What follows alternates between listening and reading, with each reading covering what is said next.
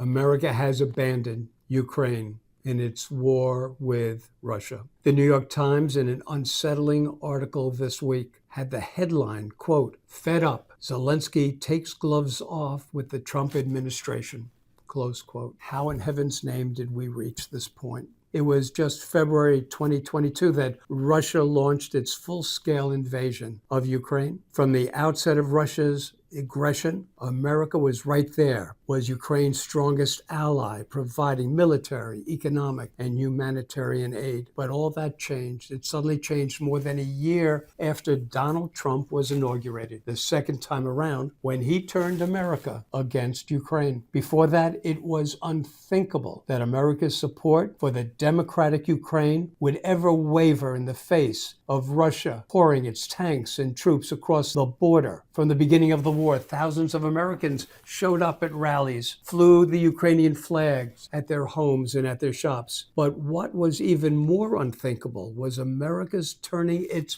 back on Ukraine in the face of Putin's actions, his aggression, his invasion. Trump's actions and rhetoric has made it abundantly clear that he favors Putin and Russia over Zelensky and Ukraine. Ukraine, one of our closest allies and friends in that region. Trump deliberately humiliated Zelensky in the Oval Office in 2025 when he traveled to the United States seeking support in his defense of freedom and democracy. Trump and Vance ambushed him when Trump told Zelensky, quote, "You don't hold the cards in negotiations with Russia," close quote. He went so far as to warn him that he was either going to make a deal with Russia or America would abandon Ukraine. Following that meeting, Trump has continued to lash out at Zelensky with false accusations that he's a dictator and that he is responsible for the war, that he started the war with Russia. He went on to say Ukraine is responsible for all the suffering and killing because he did not agree to surrender to Russian aggression, that he did not agree to give up property and land to Russia. But Trump didn't end there. Since then, he has cut aid to Ukraine, 99%. Trump has had his vice president boasting that ending United States financial support of Ukraine and making Europe foot the bill for Ukraine's defense was, quote, "one of the things I'm proudest of that we've done in this administration," close quote. Trump went further. He suspended sanctions on Russian oil, an action that Zelensky described as giving Russia a sense of impunity, a reward for its aggression. And Trump has not let up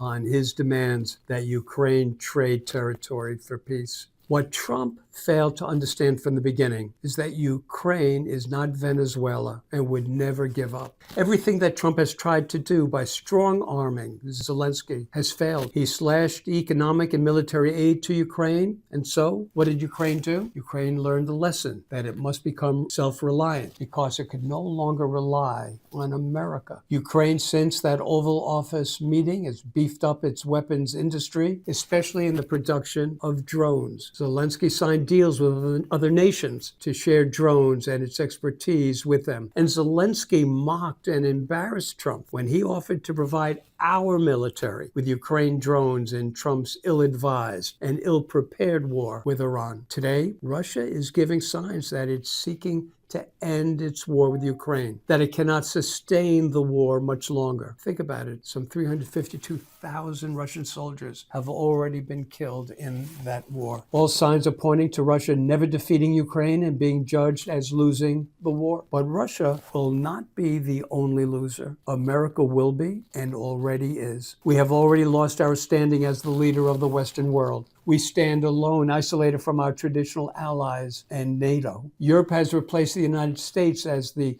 largest funder of Ukraine's defense from Russian aggression. European nations, not America, are viewed as the stable democracies. Sadly, truth be told, there are no nations out there that still look toward America as a beacon of hope or that shining city on a hill. Is there any wonder how and why Zelensky reached the point that he has taken the gloves off in the defense of his own homeland?